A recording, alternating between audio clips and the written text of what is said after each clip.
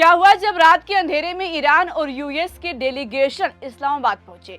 आखिर किसने ईरानी विमान की सीटों पर बच्चों की फोटो और बैग जूते रख दिए? और पाकिस्तान में उतरते ही ईरान ने ऐसी कौन सी शर्तें रख दी जिससे ट्रंप बुरी तरह से भड़क उठे हैं? पाकिस्तान की राजधानी इस्लामाबाद में इस वक्त दुनिया की नजरें गड़ी हुई हैं।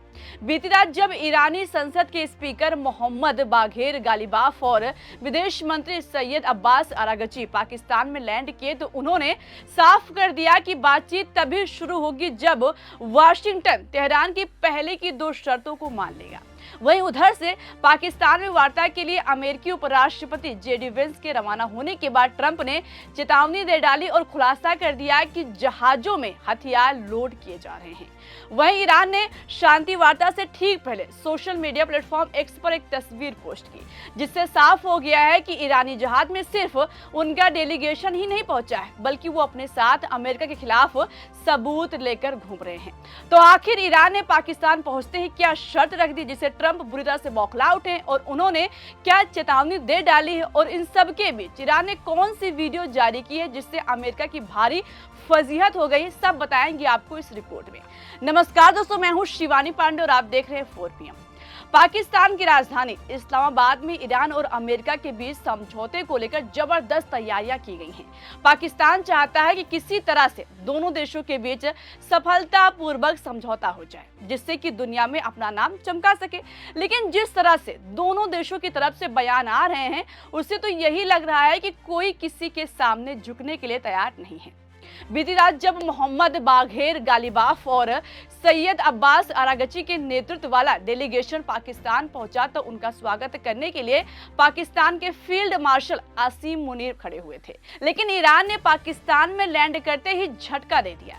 इस्लामाबाद रवाना होने से पहले स्पीकर गालिबाफ ने 2 खास शर्तें बताई कि इन्हें पूरा किए बिना बातचीत संभव नहीं है। उन्होंने एक्स पर लिखा था कि दोनों पक्षों के बीच आपसी सहमति से तय किए गए 2 उपायों को अभी तक लागू नहीं किया गया है।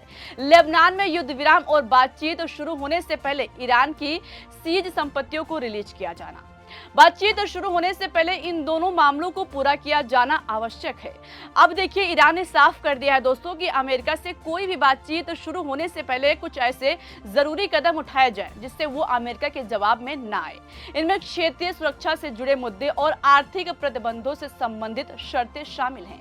ईरान का ये रुख जो है ये बातचीत के दौरान भी जारी रहने वाला लगता है दोस्तों, भले ही वो बातचीत की प्रक्रिया में शामिल हो रहा है। अब देखिए, पाकिस्तान में इस बैठक का आयोजन ऐसे समय में हो रहा है जब ईरान अमेरिका संबंधों में तनाव कम करने और शांति बहाल करने की कोशिशें चल रही हैं। ईरानी मीडिया ने दल के आगमन की पुष्टि करते हुए कहा कि अमेरिका द्वारा तेहरान की पूर्व शर्तों को मान्यता दिए बिना कोई औपचारिक वार्ता नहीं होगी। अब देखिए, जैसे ही ईरान ने अपनी शर्तें रखी, अमेरिकी राष्ट्रपति डोनाल्ड ट्रंप बौखला उठे। अमेरिकी राष्ट्रपति डोनाल्ड ट्रंप ने पाकिस्तान में होने वाली शांति वार्ता से ठीक पहले ईरान को धमकी दे डाली। उन्होंने कहा कि अगर कोई डील नहीं होती है तो हम जहाजों में सबसे अच्छे गोले बारूदों को लोड कर रहे हैं और तब उसका इस्तेमाल करेंगे।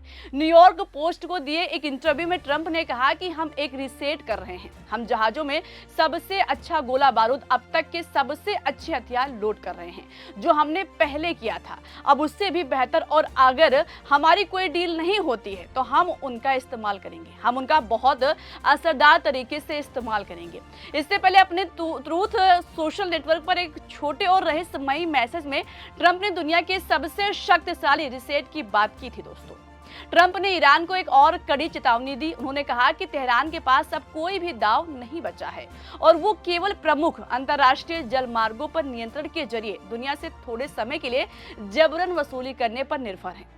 ट्रंप ने लिखा, ईरानियों को शायद ये एहसास नहीं है कि अंतर्राष्ट्रीय जल मार्गों का इस्तेमाल करके दुनिया से थोड़े समय के लिए जबरन वसूली करने के अलावा उनके पास कोई और दाव नहीं बचा है।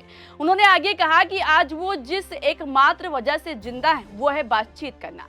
इसके अलावा ट्रंप ने दावा किया कि ईरान सैन्य रूप से पराजित हो चुका है और अब हम खाड़ी को खोलने जा रहे हैं, चाहे वो साथ हो या ना हो। अगर ऐसा नहीं होता है तो हम इसे खत्म कर देंगे। उन्होंने दावा किया कि ईरान की नौसेना और वायुसेना खत्म हो चुकी है। He's got a big thing. We'll find out what's going on. They're militarily defeated, and now we're going to open up the Gulf with or without them. but that'll be open. We're going to be, or the Strait as they call it, and I think it's going to go pretty quickly. And if it doesn't, we'll be able to finish it off one way or the other. It's going well. The Navy's gone, the Air Force is gone, all anti-aircraft is gone, the leaders are gone, the whole place is gone. So we'll see how it turns out. So it's JD and Steve and Jared. You have a good team, and they meet tomorrow. We'll see how it all works out. You're not going to let them toll the strait, are you? I mean, it's international. No, we're not going to let that. It's international water. If they're doing that, nobody knows if they're doing that, but if they're doing that, we're not going to let that happen. What a good deal. दोस्तों, आज सत्ता की आंखों में आंख डालकर पत्रकारिता करना मुश्किल हो गया है। हमारे 4 PM नेशनल यूट्यूब और फेसबुक चैनल को, जिससे आपका प्यार और विश्वास हमेशा से मिलता रहा है, उसे बंद करके सरकार ने ये साबित कर दिया है कि वो आपके सवालों से कितना डरती है। मुश्किल दौर है, लेकिन हम ना रुके थे और ना ही रुकेंगे। हम सच के लिए हमेशा लड़ते रहेंगे। ऐसे में 4 PM यूपी को ज्यादा से ज्यादा ज्वाइन करें और स्वतंत्र पत्रकारिता को जिंदा रखने के लिए जितना हो सके हमारा आर्थिक सहयोग करें। आपके सहयोग से ये जंग हम जीत कर। अब देखिए, डोनाल्ड ट्रंप की रस्सी जल गई, लेकिन बल नहीं जा रहा है दोस्तों। बातचीत और डील के लिए भीख मांगने के बाद अब जब ईरान बड़ी मुश्किल से बातचीत के लिए तैयार हुआ है, तो ट्रंप ऐठ रहे हैं। लेकिन ईरान भी होशियार निकला। वो इस्लामाबाद में बातचीत करने के लिए खाली हाथ नहीं पहुंचा, बल्कि अपने विमान में अमेरिका के सितम के सबूत साथ लेकर गए हैं। आप एक बार इस वीडियो को देखिए। इस वीडियो में आप देख सकते हैं कि विमान की सीटों पर उन मासूम बच्चों की तस्वीरें और उनके जूते, कपड़े और छोटे छोटे स्कूल बैग हैं, जो अमेरिकी इजरायली अटैक में अपनी जान गंवा चुके हैं। जी हाँ, ईरान की संसद के स्पीकर बाघेर गालिबाफ ने वार्ता से पहले सोशल मीडिया प्लेटफॉर्म एक्स पर विमान की अपनी एक तस्वीर साझा की है। ये तस्वीर भावुक करने वाला है। इस तस्वीर में उन बच्चों की फोटो है जो युद्ध की आग में जल चुके हैं। तस्वीर में वो सीटों के पीछे चिपकाई गई बच्चों की तस्वीरों को देखते हुए दिखाई दे रहे हैं। साथ ही हर सीट पर स्कूली बैग और जूते भी रखे हुए हैं। ये बैग और जूते उन बच्चों के हैं जो अब इस दुनिया में नहीं रहे। ये तस्वीर दिल दहला देने वाली है। ये सब कुछ ईरान ने जानबूझकर किया है, ताकि पूरी दुनिया को याद रहे कि अमेरिकी इजरायली अटैक में मासूम बच्चे कैसे बेरहमी से मारे गए। ईरानी स्पीकर गालिबाफ ने इस तस्वीर के साथ पोस्ट लिखा, इस उड़ान में मेरे साथी #मिनाब168। ये छोटा सा हैशटैग एक बहुत बड़ी त्रासदी की कहानी कहता है दोस्तों। दरअसल ईरान युद्ध के पहले दिन ईरान के मिनाब शहर में स्थित शजराह तैयबे प्राथमिक विद्यालय पर मिसाइल हमला हुआ था। यह अटैक अमेरिका और इजराइल ने किया था। इस हमले में 170 से ज्यादा लोग मारे गए। इनमें ज्यादातर स्कूली बच्चे थे जो इस क्लास रूम में पढ़ रहे थे। बच्चे अपनी किताबें खोलकर बैठे थे। तभी अचानक मिसाइल आकर गिर गई। स्कूल की दीवारें ढह गई। बच्चे चीखते चिल्लाते दब गए। कुछ के जूते और बैग ही बचे। वही बैग और जूते आज गालिबाफ के विमान में हर सीट पर रखे हुए हैं। इस पूरे घटनाक्रम ने साफ कर दिया है कि इस्लामाबाद में हो रही ये बैठक सिर्फ एक कूटनीतिक बातचीत नहीं, बल्कि शक्ति, भावना और दबाव की खुली जंग बन चुकी है। एक तरफ ईरान है जो अपने जख्मों और सबूतों के साथ दुनिया को संदेश देना चाहता है कि वो झुकने वाला नहीं है, तो वहीं दूसरी तरफ अमेरिका है जो अब भी अपनी ताकत के दम पर शर्तें मनवाने की कोशिश में जुटा है।